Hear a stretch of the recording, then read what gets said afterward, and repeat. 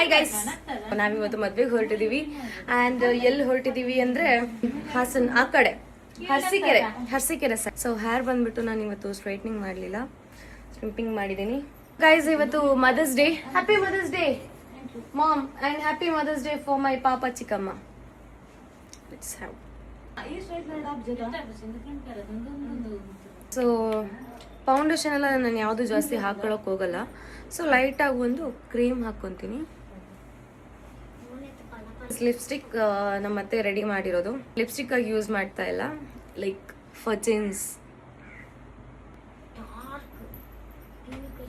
So ನನ್ನ ತಂಗಿ ಅಂದ್ರೆಲ್ಲ ಬೇರೆ ಯಾವುದೋ ಮದುವೆ, ಬಟ್ ಇವತ್ತು ಮಾತ್ರ ಸಿಕ್ಕಾಪಟ್ಟೆ ಮದುವೆ ಇದೆ ಗುರು.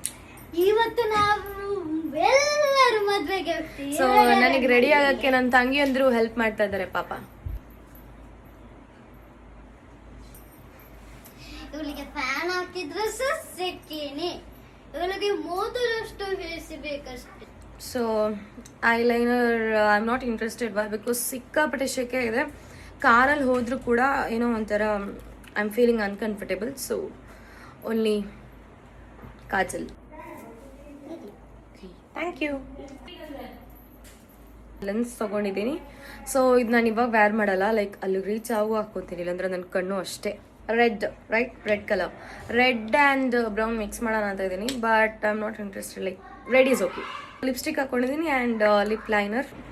ಐ ಥಿಂಕ್ ಲೈಕ್ ಇದು ನಂಗೆ ತುಂಬ ಇಷ್ಟ, ಬಟ್ ನನ್ನ ಹೇರ್ ಸ್ಟೈಲ್ ನಾನು ಫುಲ್ ಫ್ರೀಯಾಗಿ ಬಿಡೋ ಕಾರಣ ಐ ಕಾಂಟ್ ವೇರ್ ದಿಸ್.